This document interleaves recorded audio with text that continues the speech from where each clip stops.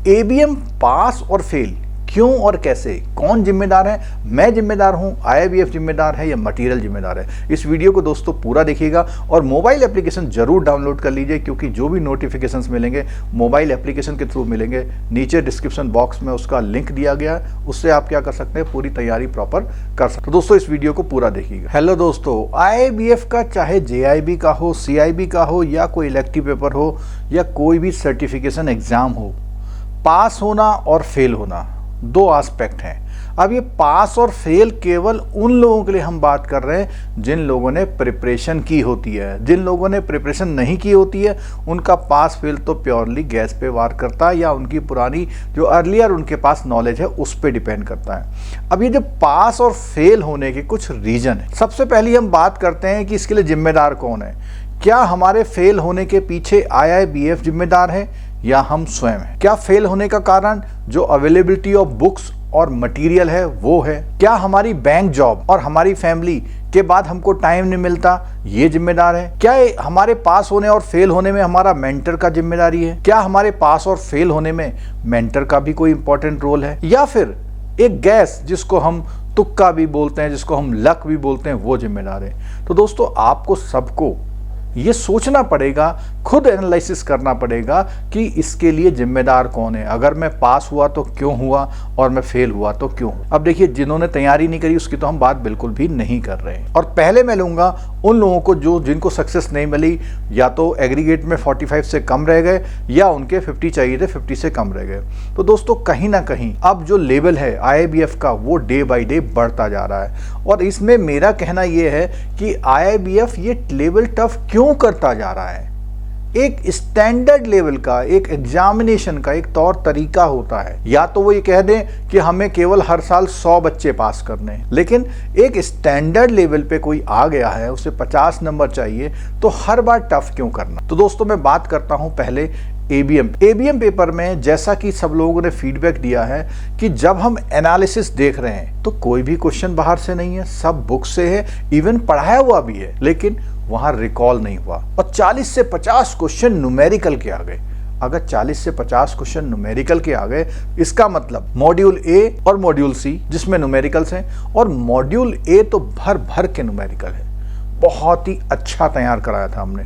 और जब आप क्वेश्चन रिकॉल करके हमें भेज रहे हैं तो बिल्कुल हम कह रहे हैं भाई ये तो ऐसे होगा, ये हमने उस क्लास में कराया था। और मॉड्यूल बे ए का पूरा सॉल्यूशन भी हम प्रोवाइड करते हैं। इसका मतलब ये हुआ या तो आप फॉर्मूला भूल गए या आपने प्रैक्टिस नहीं करी। तो दोस्तों अभी भी जो एबीएम का पेपर है बिना न्यूमेरिकल के करना ठीक नहीं, क्योंकि पूरा मॉड्यूल ही न्यूमेरिकल है, स्टैटिस्टिक्स है। तो पूरे मॉड्यूल को कवर करना बहुत जरूरी है।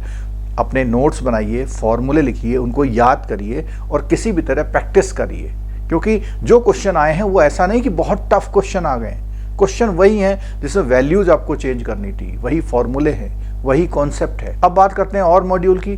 तो एचआर का मॉड्यूल मैंने बोला था 11 और 12 नंबर चैप्टर से कम 12 मार्क्स का आएगा। अब वहां तो 11 नंबर से ही 10-10, 12-12 नंबर के क्वेश्चन आ गए। तो इसका मतलब क्या है कि आपने रिवाइज नहीं किया। हमने सब कुछ कवर कराया।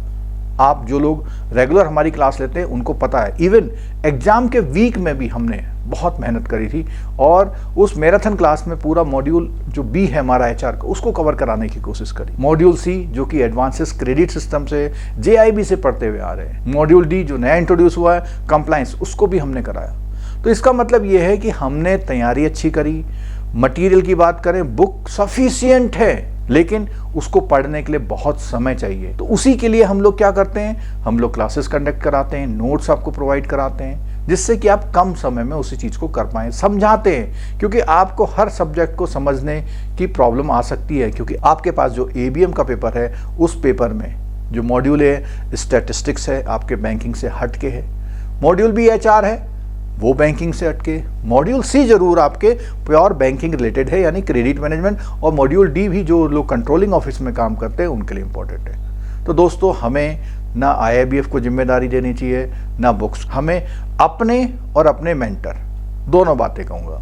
आईआईबीएफ की तो क्रिटिसिज्म हमने कर दी कि क्यों लेवल जो है इतना बार बार टफ कराने की कोशिश वो करता है, और जो उसमें जो फिल इन द ब्लैंक वाले क्वेश्चंस इंट्रोड्यूस कर दिए तो वो ऑलमोस्ट ऐसे होते हैं सीन से बाहर जैसे हो गए। तो बहुत या तो टाइम बढ़ाए टाइम की लिमिटेशन कम करें, क्योंकि सॉल्यूशन करने के लिए न्यूमेरिकल के लिए उसमें टाइम भी चाहिए होता है। तो टाइम की कंस्टेंट, बड़े बड़े ऑप्शंस देना, पजल करना, तो ये एग्जैक्टली किसी की टेस्टिंग का क्राइटेरिया नहीं हो सकता है। क्यों? क्योंकि जब नेगेटिव मार्किंग नहीं है तो हो सकता है उसने तुक्के लगाए तो भी पास हो गया हो, तो उसके लिए IIBF क्या करेगा। तो दोस्तों मेरी अभी आपसे रिक्वेस्ट है, आने वाले जो भी पेपर्स हैं उसमें बहुत सिंसियर हो जाइए। किसी भी तरह की जितने भी पेपर हो जाएं पास करने की कोशिश करिए। हमारा मोबाइल एप्लीकेशन डाउनलोड कर लीजिए। मोबाइल एप्लीकेशन जब डाउनलोड करेंगे तो आपको जो क्लासेस के नोटिफिकेशंस मिल सकते हैं, ऑफर्स आपको मिल सकते हैं, टाइम टू टाइम ऑफर। और जिन लोगों का ABM पेपर अगर रह गया है तो वो अभी भी चाहें तो नेक्स्ट टाइम के लिए हमारा जो है CIB वाला जो ऑफ़र वाला एडिशनल डिस्काउंट ऑफर इस समय चल रहा है उसको अवेल कर सकते हैं। और उसके साथ BFM की क्लासेस हमारी चल रही है। BFM को प्रॉपरली आप तैयार करिए, कोई गुंजाइश मत छोड़िए, क्योंकि BFM में बहुत सारा पार्ट थ्योरी का भी है। तो अगर आपने बहुत अच्छा रिवीजन किया, न्यूमेरिकल तो है, थ्योरी भी उसमें अच्छी है, और हमारी जो रिवीजन क्लास है उसमें पूरा लगभग कवर होगा। आप कंसंट्रेट होके अब डेली अगर 4 घंटे की क्लास आपको मिल रही है, 4 घंटे यहाँ पढ़ रहे हैं, 2 घंटे खुद पढ़ रहे हैं, एक आध छुट्टी ले ली तो आपका काम हो सकता है। पहले भी आपने पढ़ रखा होगा कुछ ना कुछ। और BFM जिनका रिस्क मैनेजमेंट है उनको मॉड्यूल B और मॉड्यूल D बिल्कुल 100% बार बार कवर कर लेना चाहिए। इसका डायरेक्ट बेनिफिट उनको वहाँ रिस्क मैनेजमेंट वाले इलेक्टिव में पेपर में मिल सकता है। तो दोस्तों जिन लोगों का बिना तैयारी के फेल हुआ उनकी तो कोई बात ही नहीं करनी है।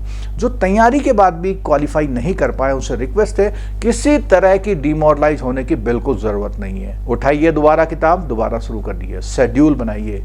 अब आप समझ लीजिए डेली 4 घंटा कैसे भी करिए, कोशिश करिए। अगर खुद नहीं पढ़ सकते तो यूट्यूब क्लासेस में आइए, जूम क्लासेस में आइए, पेड में आइए, फ्री क्लास में आइए, डिस्कस कीजिए दोस्तों से, किसी भी तरह किसी भी टॉपिक को करिए। और BFM के लिए बहुत ध्यान रखिएगा कि जो पढ़े अच्छा पढ़ के जाए, जो पढ़े अच्छा पढ़ के जाए, कि उसमें से अगर क्वेश्चन आ जाए तो आ जाए। तो दोस्तों मैंने आपको ये बताया कि ABM पेपर पास और फेल इसके बारे में एनालिसिस किया है, और अपने इस बहुत जो बड़ा अनुभव है हमारा JIBC या CIB क्लास लेने का, उसमें फिर हमारा कहना है जो बच्चे सिंसियरली पढ़ते हैं उसमें से 0.001% ऐसा हो सकता है कि आपने पूरा पढ़ा और फिर फेल हो गए।